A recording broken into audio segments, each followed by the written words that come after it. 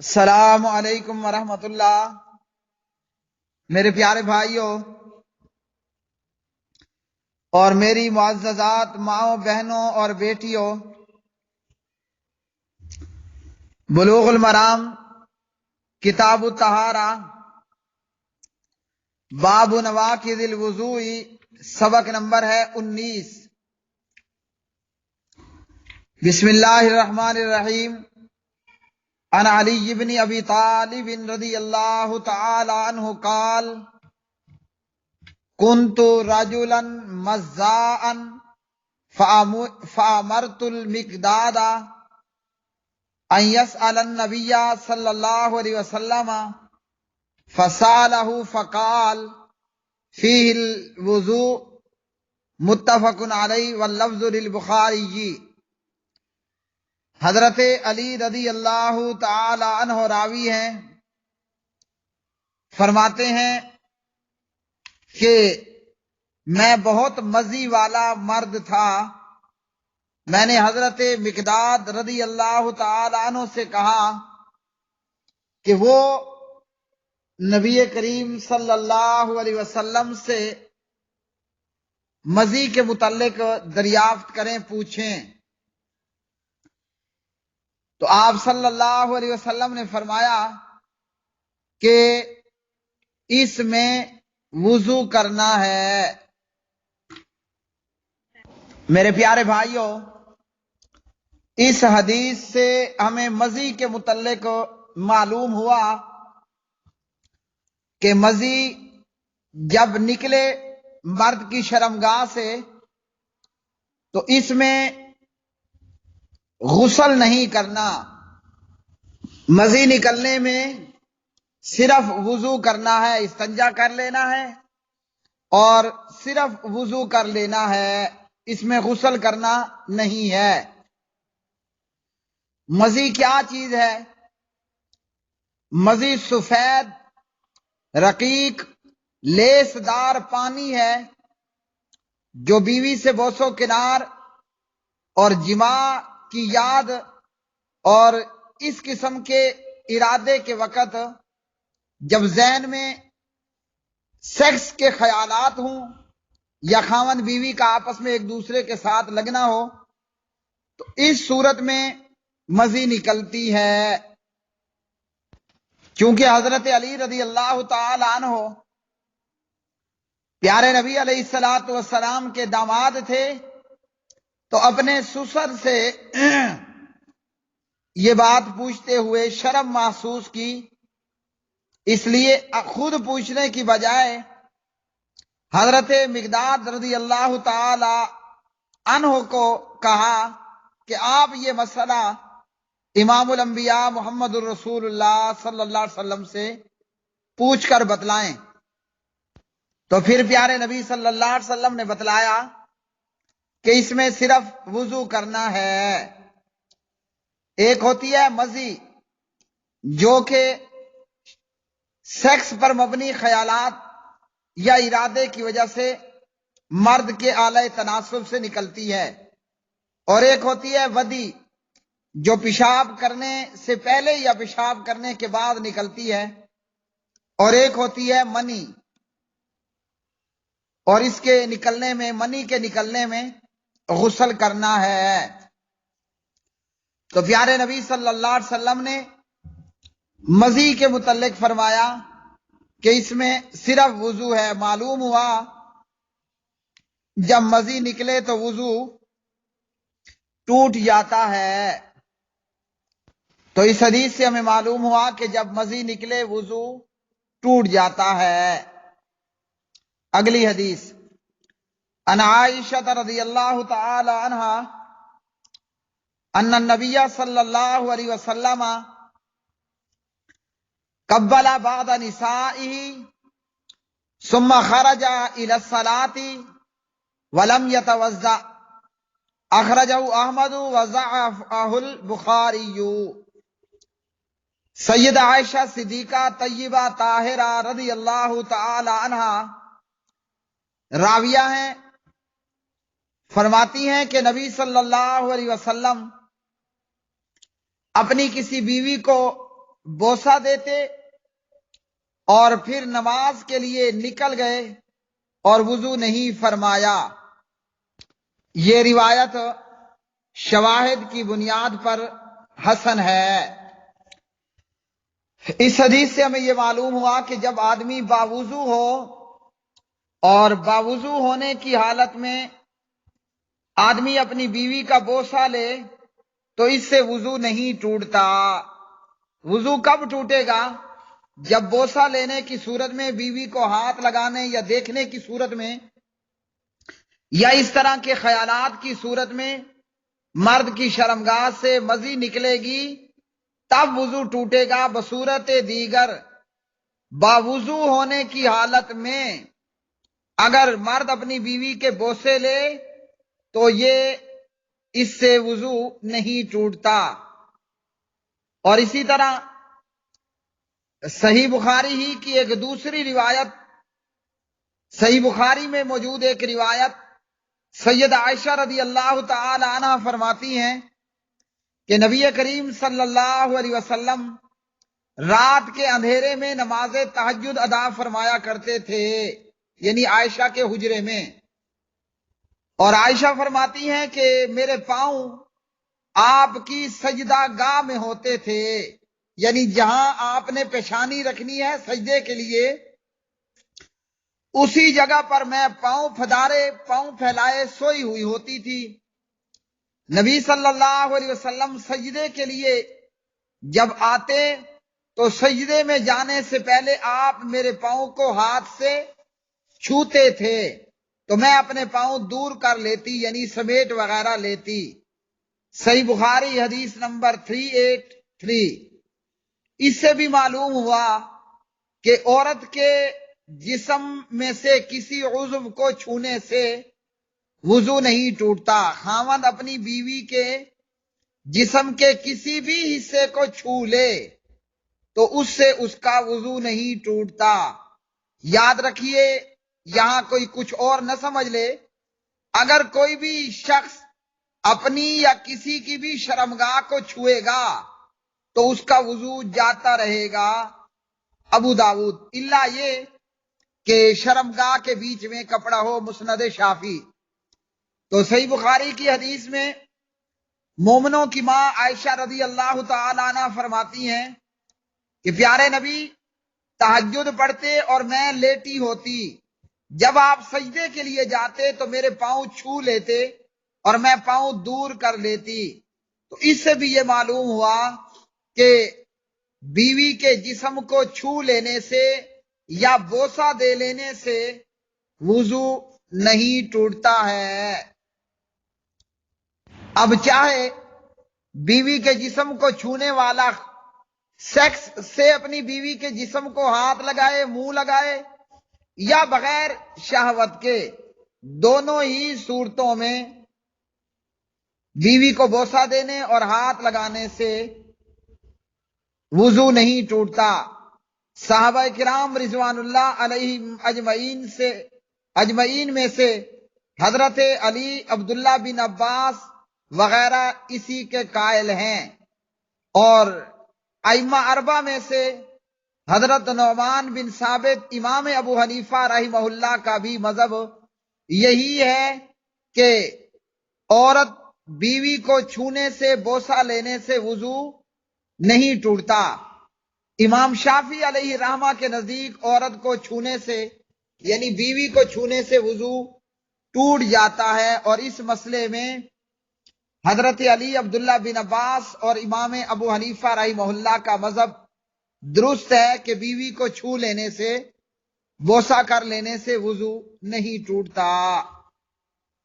اگلی حدیث، عن ابی ہریرہ رضی اللہ تعالی عنہ قال قال رسول اللہ صلی اللہ علیہ وسلم اذا وجد احدکم فی بطنہ شیئا فاشکل علیہ اخرج منہ شیء ام لا فلا یخرجن من المسجد حتی یسمع صوتا او یجد ریحا، اخرجہ مسلم۔ حضرت ابو ہریرہ رضی اللہ تعالی عنہ راوی ہیں، نبی کریم صلی اللہ علیہ وسلم نے فرمایا، جب تم میں سے کوئی اپنے پیٹ میں ہوا کی حرکت محسوس کرے، یعنی پیٹ میں گیس دوڑ رہی ہے، اور فیصلہ کرنا مشکل ہو جائے کہ آیا پیٹ سے کوئی چیز خارج ہوئی یا نہیں، یعنی پھوسی پڑ نکلا یا نہیں، تو ایسی صورت میں وہ مسجد سے باہر نہ جائے، یعنی وضو کرنے کے لیے مسجد سے باہر نہ جائے، تا وقت کہ ہوا کے خارج ہونے کی آواز نہ سنے، یعنی اس وقت تک مسجد سے نہ نکلے جب تک کہ وہ ہوا کے خارج ہونے کی آواز یعنی پڑ نہ سن لے یا وہ بدبو محسوس نہ کر لے۔ تو پیارے نبی صلی اللہ علیہ وسلم کی اس حدیث سے ہمیں یہ معلوم ہوا، اگر پیٹ میں گیس کا معاملہ ہے، ہوا کا معاملہ ہے، اور ریح گردش کر رہی ہے، ہوا پیٹ میں ادھر ادھر دوڑ رہی ہے، اب شک پڑ جاتا ہے کہ آیا ہوا نکلی ہے یا نہیں، تو دو چیزیں نبی علیہ الصلوۃ والسلام نے یہاں بیان فرمائی۔ اس صورت تک وہ مسجد سے نہ نکلے، یعنی اپنے آپ کو بے وضو نہ سمجھے جب تک کہ اسے ہوا خارج ہونے کی آواز نہ آئے یا بدبو محسوس نہ ہو۔ تو اس حدیث سے یہ معلوم ہوا، جب یقینی طور پر بندے کو معلوم ہو جائے کہ میرے پیٹ سے ہوا خارج ہو چکی ہے، یقینی طور پر، یہ یقینی طور اس کو آواز بھی آ سکتی ہے، اور آواز نہ آئے تو جسم بھی بتا سکتا ہے کہ کوئی چیز باہر نکلی ہے، یا یہ کہ بدبودار ہوا ہو تو بدبو جب اس کو محسوس ہو جائے، اس صورت میں پھر وہ اپنے آپ کو بے وضو سمجھے اور وضو کرنے کے لیے مسجد سے باہر نکل جائے۔ اس حدیث کی روح سے ہمیں یہ معلوم ہوا کہ محض شک کی بنا پر وضو نہیں ٹوٹتا۔ اسی طرح اس حدیث سے یہ بھی معلوم ہوا کہ جب ہوا خارج ہو جائے، بھلے اس کی آواز محسوس ہو یا بدبو محسوس ہو، ہوا خارج ہو جانے کی صورت میں بندہ اس کو حدث لاحق ہو جاتا ہے، اور حدث لاحق ہونے کی صورت میں وہ بندہ بے وضو ہوگا، اب دوبارہ اسے نماز کے لیے وضو کرنا پڑے گا، اور پھر وہ وضو کر کے پھر مسجد میں آئے گا اور پھر نماز پڑھے گا۔ یہاں فقہ حنفی قدوری کے اس عبارت کا اور اس مسئلے کا بھی رد ہوا کہ جہاں قدوری میں یہ کہا گیا ہے کہ اگر کوئی بندہ نماز پڑھ رہا تھا، تشہد کی مقدار اس نے پوری کر لی تھی، اور جان بوجھ کر اس نے اپنے آپ کو حدث لاحق کر دیا۔ حدث کیا ہے؟ بے وضو ہو جانا۔ اور بندہ بے وضو کس طرح ہوتا ہے؟ ہوا خارج ہو جائے، چاہے وہ محسوس ہو یا وہ بدبو محسوس، تو تشہد کی مقدار پوری کر لی اور اس کو حدث لاحق ہو گیا، یا خلاف نماز کوئی عمل کر لیتا ہے، تو اس کی نماز مکمل ہے اور اس کی نماز جائز ہے۔ اس کا یہ رد ہوا اس حدیث سے کہ جب بندے کی ہوا خارج ہو جاتی ہے، بندے کا وضو ٹوٹ جاتا ہے اور نماز کے لیے اسے پھر سے وضو کرنا پڑتا ہے۔ اگلی حدیث، ان طلق بن علی رضی اللہ تعالی عنہ قال قال رجل مسست ذکری او قال الرجل یمس ذکرہ فی الصلاۃ او قال الرجل یمس ذکرہ فی الصلاۃ علیہ وضوء فقال النبی صلی اللہ علیہ وسلم لا انما ہوا بضعۃ منک، اخرجہ ابو داود وغیرہ۔ طلق بن علی رضی اللہ تعالی عنہ راوی ہیں، فرماتے ہیں کہ ایک شخص نے کہا کہ میں نے اپنی شرمگاہ کو ہاتھ لگایا یا یوں کہا کہ ایک آدمی نماز میں اپنی شرمگاہ کو ہاتھ لگاتا ہے تو کیا اسے نئے سرے سے وضو کرنا چاہیے؟ تو نبی علیہ الصلوۃ والسلام نے فرمایا کہ نہیں، وہ تو تیرے جسم کا ایک حصہ ہے۔ یہ ایک ایسا شخص تھا جو دیہاتی معلوم ہوتا تھا، اور نبی علیہ الصلوۃ والسلام سے یہ مسئلہ پوچھا تو پیارے نبی صلی اللہ علیہ وسلم نے فرمایا شرمگاہ کو ہاتھ لگانے سے وضو نہیں ٹوٹتا۔ کیوں؟ کہ دیگر جسم کے حصوں کی طرح وہ بھی جسم کا ایک حصہ ہے، لیکن جب شرمگاہ اور ہاتھ کے بیچ میں کپڑا نہ ہو تو وضو ٹوٹ جائے گا۔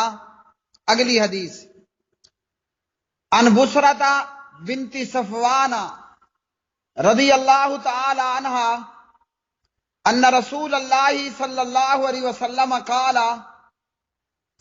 من مس ذکرہ فلیتوضأ، اخرجہ ابو داود والترمذی وغیرہما۔ حضرت بصرہ بنت صفوان رضی اللہ تعالی عنہا اس حدیث کی راویہ ہیں، فرماتی ہیں کہ نبی کریم صلی اللہ علیہ وسلم نے فرمایا جس نے اپنی شرمگاہ کو ہاتھ لگایا اس کو چاہیے کہ وہ وضو کرے، یعنی شرمگاہ کو ہاتھ لگانے سے وضو ٹوٹ جائے گا۔ اب حضرت طلق بن علی کی روایت سے معلوم ہوا کہ شرمگاہ کو ہاتھ لگانے سے وضو نہیں ٹوٹتا، وہ جسم کے دیگر حصوں کی طرح ایک حصہ ہے۔ بصرہ بنت صفوان کی روایت سے معلوم ہوا کہ شرمگاہ کو ہاتھ لگانے پر وضو ٹوٹ جائے گا۔ اب ان دونوں احادیث میں کیا تطبیق ہے؟ ایک حدیث کہتی ہے وضو نہیں ٹوٹے گا، دوسری حدیث کہتی ہے وضو ٹوٹ جائے گا، جبکہ دونوں روایتیں صحیح ہیں۔ طلق بن علی کی روایت بھی صحیح، بصرہ بنت صفوان کی روایت بھی صحیح ہے۔ اب ان دونوں روایتوں کا معنی یہی ہے کہ اگر شرمگاہ کو ہاتھ لگاتے ہوئے بیچ میں کپڑا نہیں تھا وضو ٹوٹ جائے گا، اور اگر کپڑا تھا شلوار وغیرہ دھوتی وغیرہ تو پھر وضو نہیں ٹوٹے گا۔ حضرت ابو ہریرہ رضی اللہ تعالی عنہ سے روایت ہے مسند شافعی میں کہ جب شرمگاہ کو ہاتھ لگاتے ہوئے بیچ میں کوئی کپڑا نہ ہو تو پھر وضو ٹوٹ جاتا ہے۔ تو اس سے یہ معلوم ہوا کہ جب شرمگاہ کو کوئی آدمی اپنا ہاتھ لگائے گا، اس کے اور شرمگاہ کے بیچ میں کوئی پردہ کپڑا نہیں ہوگا تو پھر اس پر وضو کرنا واجب ہوگا، اور اگر شرمگاہ کو ہاتھ لگاتے ہوئے بیچ میں کوئی کپڑا وغیرہ ہوگا تو اس صورت میں وضو نہیں ٹوٹے گا۔ صحابہ کرام رضوان اللہ علیہ مجمعین اور ائمہ دین میں سے امیر المومنین عمر بن خطاب، عبداللہ بن عمر، ابو ہریرہ، عبداللہ بن عباس، سید عائشہ، سعد بن ابی وقاص، اسی طرح ائمہ میں سے امام عطا، امام زہری، سعید بن مسیب، امام مجاہد اور امام شافعی، امام احمد، امام مالک، امام اسحاق رحمہم اللہ، ان سب کے نزدیک اعلی تناسل شرمگاہ کو چھونے سے وضو ٹوٹ جاتا ہے، اور دلیل ان کی ہے بصرہ بنت صفوان رضی اللہ تعالی عنہ کی روایت من مس ذکرہ فلیتوضأ، جو اپنی شرمگاہ کو ہاتھ لگا لے اس کو چاہیے کہ وہ وضو کرے۔ اسی طرح صحابہ میں سے حضرت علی ابن مسعود، عمار، اور اسی طرح ائمہ میں سے امام حسن بصری، امام ثوری، امام ابو حنیفہ، امام ابو یوسف، امام محمد بن حسن رحمہم اللہ، ان کے نزدیک اعلی تناسل کو چھونے سے وضو نہیں ٹوٹتا، اور ان کی دلیل ہے طلق بن علی رضی اللہ تعالی عنہ کی روایت۔ تو اس میں راجح بات یہی ہے کہ اعلی تناسل کو چھونے سے وضو ٹوٹ جاتا ہے۔ ہاں اگر بیچ میں کوئی پردہ ہے، کپڑا ہے تو پھر وضو نہیں ٹوٹے گا۔ اور یہاں یاد رکھیے میرے پیارے بھائیوں بہنوں شرمگاہ کو چھونے میں قبل اور دبر کا کوئی فرق نہیں ہے، یعنی آگے کی شرمگاہ کو چھوئے یا پیچھے کی شرمگاہ کو ہاتھ لگ جائے، وضو ٹوٹ جائے گا، وضو جاتا رہے گا۔ اور اسی طرح کی روایت ابن ماجہ ابواب الطہارہ میں جابر بن عبداللہ رضی اللہ تعالی عنہما سے بھی ہے، نبی صلی اللہ علیہ وسلم نے فرمایا اذا مسا احدکم ذکرہ فعلیہ الوضوء، جب کوئی شخص اپنے عضو خاص کو ہاتھ لگا لے تو اس پر لازم ہے کہ وہ وضو کرے۔